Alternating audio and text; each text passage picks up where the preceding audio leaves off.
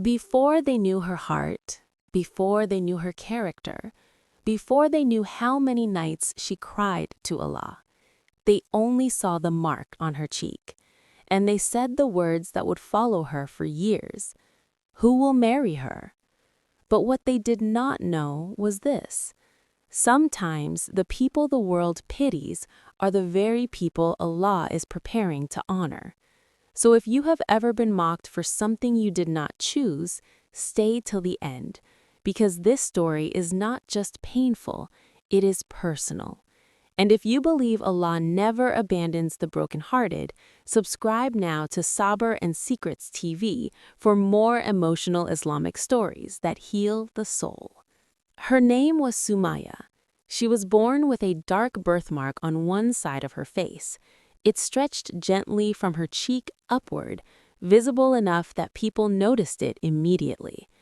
As a child, Sumayyah did not think much of it. She laughed easily, played freely, and smiled without fear. But children grow up, and the world teaches them very quickly what it considers beautiful and what it does not. At family gatherings, women would hold her face and stare too long. Some would sigh. Some would whisper. Some would say things they thought she was too young to understand. Ah, she would have been so pretty. Would have been. Not is, not still is, but would have been. And even though she was still a little girl, those words began to settle into her heart. When Sumayyah started getting older, the stares became sharper. School was where she first learned that some people can wound you without ever touching you. There were girls who laughed when she passed, girls who asked insensitive questions, girls who stared at her in class and whispered when she looked away. One day, during break time, a girl pointed at her cheek and said loudly, "If I had that on my face, I would never leave my house." The girls around her laughed, and Sumayyah laughed too. Not because it was funny, but because sometimes people laugh when their heart is trying not to break. She went home that day, walked into the bathroom, locked the door, and stared at herself in the mirror for what felt like forever. She touched the mark on her face gently, as if asking it why it had chosen her, and then she cried. Not small tears, not quiet tears, the kind of tears that make your chest ache, the kind that come from a wound people cannot see. That was the day she stopped seeing her face as just a face. That was the day she started seeing it as a burden. As the years passed, Sumayyah changed, not because she wanted to, but because pain changes people. She became quieter, more withdrawn, more careful. She stopped standing in the middle of pictures, stopped looking directly into mirrors, stopped smiling too widely, stopped believing compliments. If someone said she looked nice, she assumed they were just being kind, because in her mind, the birthmark had become louder than everything else. Her kindness, hidden behind it. Her intelligence, overlooked because of it. Her deen, ignored because of it. She began comparing herself to other girls, girls with clear skin, girls who posted confidently, girls who laughed without adjusting their angle, girls who did not have to wonder what people noticed first. And slowly, something dangerous entered her heart. Shame. Not because she had done anything wrong, but because people had taught her to feel ashamed of something Allah had written for her. The deepest wounds did not always come from enemies. Sometimes they came from people who said they cared. Everywhere she went, someone had advice. Use this cream. Try this soap. My cousin removed hers with treatment. Don't worry, maybe it will fade before marriage. Before marriage. That phrase haunted her, as if a woman's face only mattered because one day a man might judge it, as if her worth was waiting for approval. One afternoon, during a family gathering, one of her aunties said in front of others, "We need to start making serious dua for this girl. Men are visual." Some women laughed softly. Others nodded as if it was wisdom. But Sumayyah felt her throat close up. She wanted to disappear. She smiled weakly, stood up, and walked away before anyone could see the tears forming in her eyes. That night, she sat on the floor of her room in silence. No phone, no light, no distraction, just pain. And in that darkness, she whispered, Ya Allah, if the world cannot see beauty in me, then let me be beautiful to you. That dua changed her life. There are some moments in life that stay inside you forever. For Sumayyah, that moment came unexpectedly. A family friend had visited their home. She had a son who was looking to get married, and somehow Sumayyah's name came up in conversation. Sumayyah was in the kitchen pouring tea when she overheard the woman say, "She seems like a good girl, but let's be realistic." Sumayyah froze. Then came the sentence she would never forget. A face like that is difficult for a man to accept. The tray in her hands trembled. Her fingers tightened around the cups. Her breathing changed. And in that moment, it felt like every fear she had ever carried had just been spoken out loud. A face like that. Not a heart like that. Not a soul like that. A face like that. She quietly placed the tray down, walked to her room, closed the door, and collapsed. She cried into her pillow until her whole body shook. Then she got up, made wudu with trembling hands, spread her prayer mat, and fell into sujood. That night, her tears soaked the place where her forehead touched the ground, and she said the most honest dua of her life. Ya Allah, if people reject me because of how I look, then never let me be rejected by you. After that night, something changed in Sumayyah. Not outside, inside. She stopped begging people to understand her pain and started taking that pain directly to Allah. She began waking up for tahajjud. At first, it was difficult. Her eyes were heavy, her heart was tired, her body wanted sleep, but her soul needed Allah more than her body needed rest. Night after night, she stood on her prayer mat while the whole world slept, and for the first time in years, she felt seen, not by people, by Allah, the one who created every part of her with wisdom, the one who heard every insult even when she stayed silent, the one who saw every tear she wiped before anyone entered the room.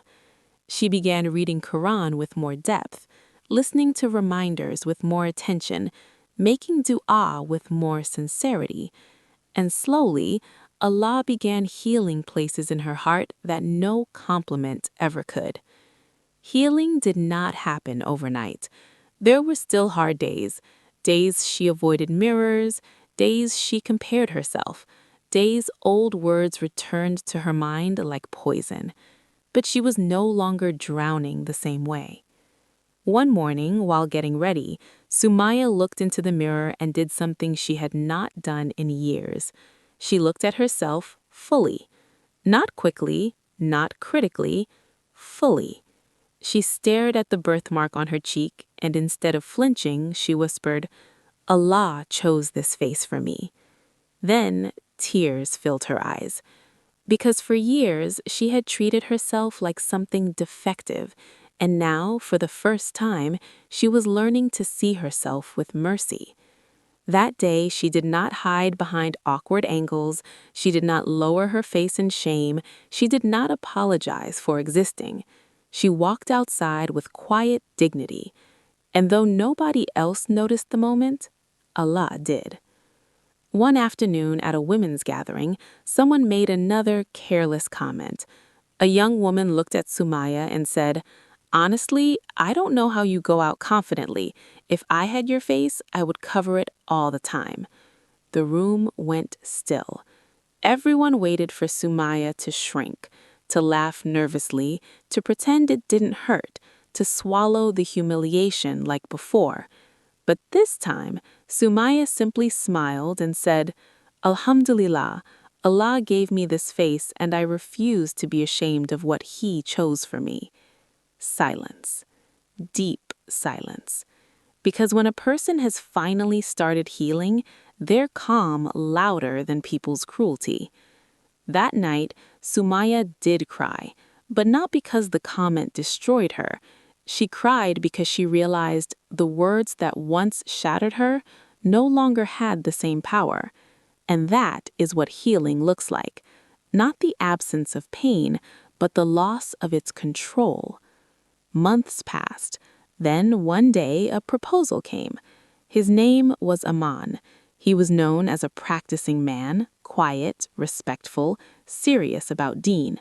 When Sumayyah heard about it, she didn't get excited. She had learned not to expect too much. Too many times, hope had embarrassed her. Too many times, the idea of marriage had become another place of rejection. So she told her mother quietly, "If he changes his mind after seeing me, please don't tell me to be patient. Just let me be silent." Her mother's eyes filled with tears, because only Allah knew how much her daughter had already endured. When the day came for them to speak, Sumayyah's heart was restless. Not because she wanted to impress him, but because she was tired of being evaluated. Tired of wondering if this would be another wound disguised as hope. But Allah had written something different this time. When Aman saw her, he did not react strangely, he did not stare, he did not pretend not to notice, he did not look uncomfortable. He looked at her like a person.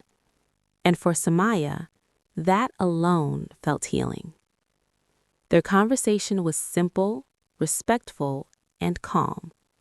He asked about her values, her goals, her relationship with Allah, her family, her hopes for marriage. And then, after a pause, Sumayyah gathered courage and said softly, "I need to ask something honestly. Do you think my face is something you can overlook?"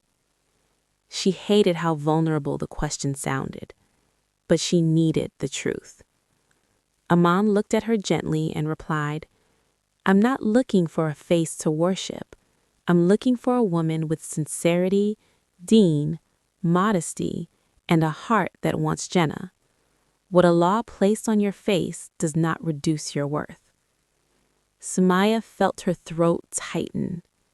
For a moment, she could not speak, because she had spent years hearing people talk about her as if she were a problem. And now, Allah was allowing her to hear words that carried dignity, not pity, dignity.